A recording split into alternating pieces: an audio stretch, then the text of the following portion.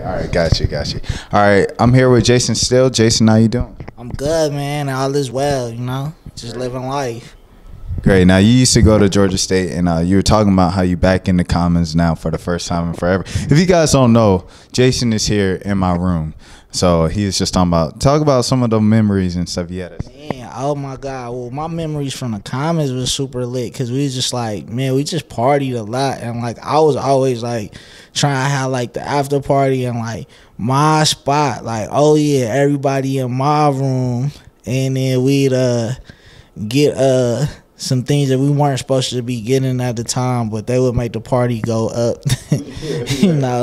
That type of deal, and then just all the friends I was able to meet while just going through the process of just figuring out how to graduate and then chase your dream at the same time. So right, what do you think about rappers going to college? Like, do you think why did you go to college as a rapper?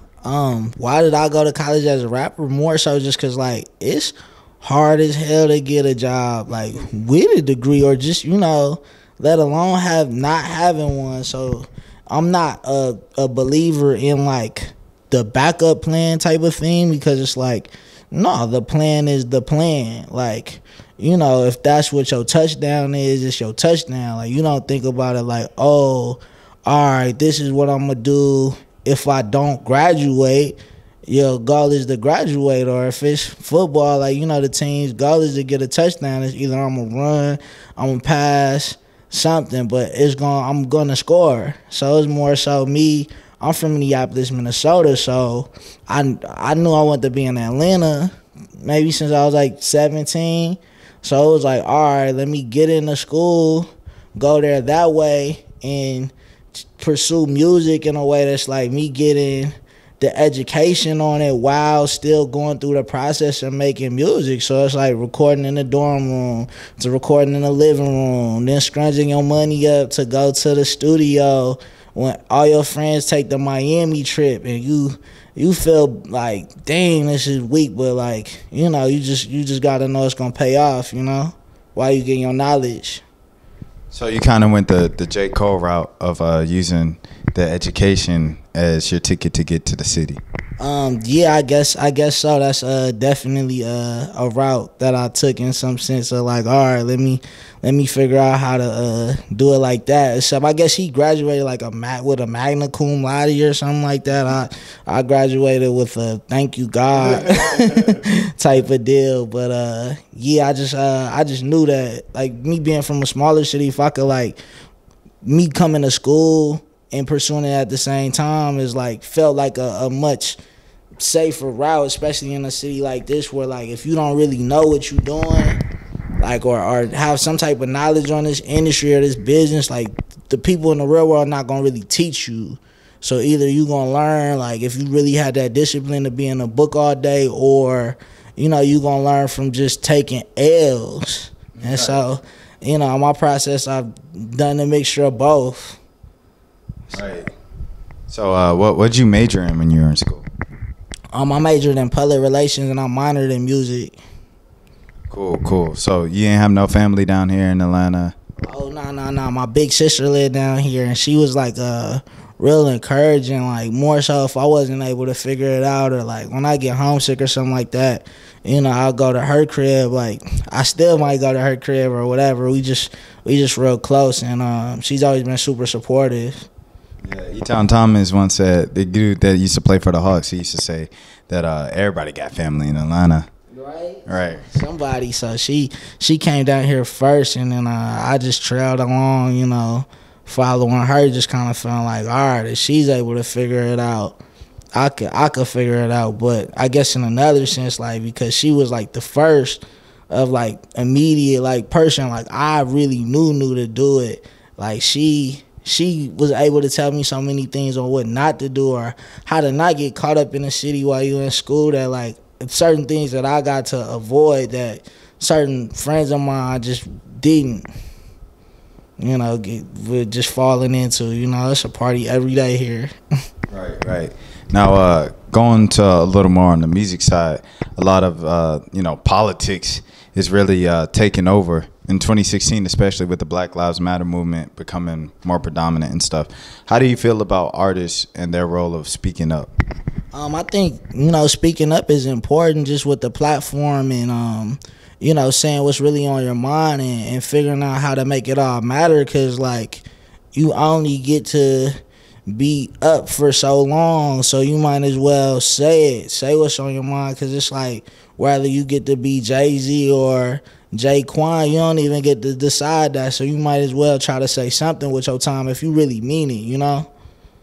So if the people don't mean it at all, should they do it? I think when the people don't mean it at all, like it all seeps through. Like I feel like people decide if they believe it or not. It gets weird when you see certain artists, that's just like, well, just last year it was about popping from you. So then all of a sudden when a cop does it, now you decide that you Huey Newton.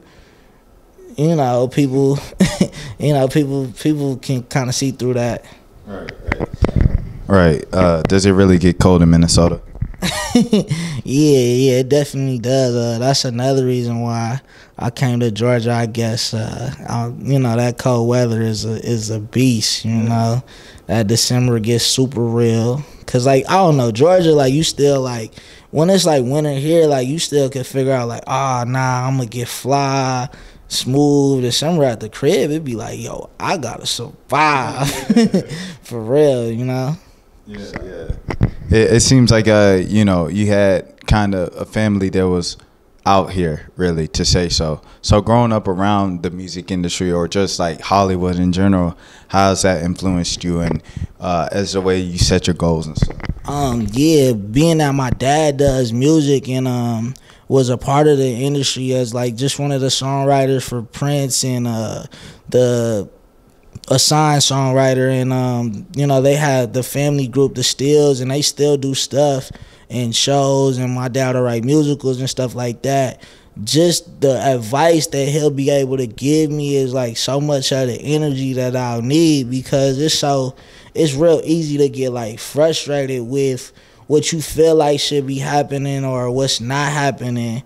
And so just that type of advice, and then things that I've gotten to see and people that I've gotten to meet just through growing up, like gave me so much confidence and just like, oh no, I know I could figure this out. Like this is just how it goes. It comes with it.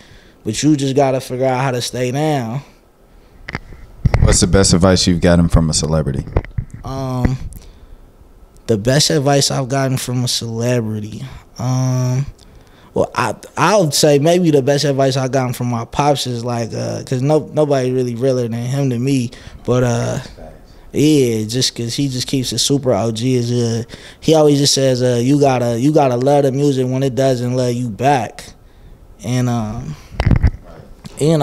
guess from like loving someone that doesn't love you back is like real, cause like sometimes you put out a record and everybody, oh, this is fire. Sometimes they don't. And then when you first start making music, chances are you kind of weak anyways. So you gotta like still say you the man. Like it's so crazy just for me and my story, like just being able to be like around like certain people, like I got the recording like Stankonia, and like I remember my first year when I was at Georgia State just with Chasing the Music, I was able to meet Young Guru who was an engineer for Jay-Z and was like Rockefeller, and I'm like, growing up I was like, I'm still a super Rockefeller like nerd or whatever, and I was just like, yo, The Rock. And then getting invited to the Grammys was really cool for me too. Just being young, like just because coming from where I'm coming from, and then like just knowing that like, okay, I can figure this out whether this is the situation or not, because I just know that I'll go get it. So that's what I learned so far. Why does Jason still make music?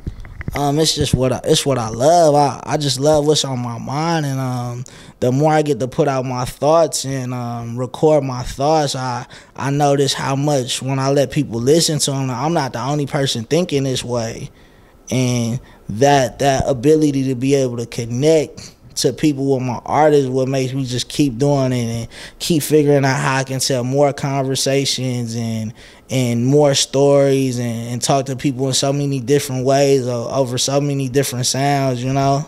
Like I remember just, like, I was like the super, like, rap everywhere dude in high school with just like battling everybody and this, that, and the third, and I always would like just talk like, no, I'm it, and then, you know, some dreams that just seem so outlandish to everybody else, like, it was like, come on, man, and now that stuff is starting to come together. It's just like, oh, he wasn't playing.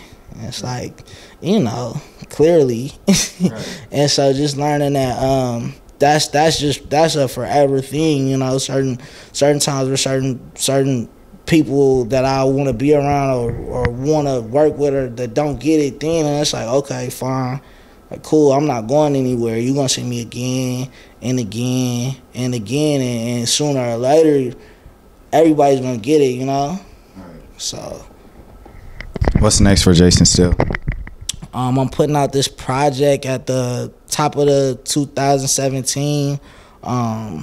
That's gonna be a big one for me. I'm gonna call it the Welcome to the World EP. So that's gonna be a really good rap album. Just a lot of just very versatile music. Just me telling a really dope story. So I'm excited to give that to y'all and just go from there. So I say the best advice a celebrity gave to me was Vivica Fox when I got to be around her in Minneapolis and I was in high school, and she just told me like, yo, less is more. Like, you don't always gotta have like a whole bunch of people with you, because the more people you got around you, like, the more people you gotta take care of. And then I guess that relates to me a lot more now, because it's like, all right, I can't even figure out so many people with just me living my day-to-day and then still being a creative. So I guess that's probably like the reason why now if you see me, I'm probably with no more than like 4 people when I'm mobbing, you know? That's just more, especially the fact that you just found out your apartment complex is on fire, right? On fire? Sheesh. Hopefully, hopefully my stuff is not on fire. If not, then this interview really got to get me popping. They gonna start to GoFundMe and shit. Well, yeah, we're gonna hope that happens and everything. Well, not that your house is on fire, but the fact that this interview pops out to where you're good and you can make that money. Bless up, y'all. Thank you so much for the opportunity, bro. And please, everybody, make sure y'all stay in tune with me and continue to support me. And I appreciate it a whole lot. You know, look forward to the music that I'm dropping soon. JasonSteele. Probably going to edit this one out and use the other one. Right. But we're going to do this just in case. We're going to do it just in case. Already. She gon' choose up, oh yeah.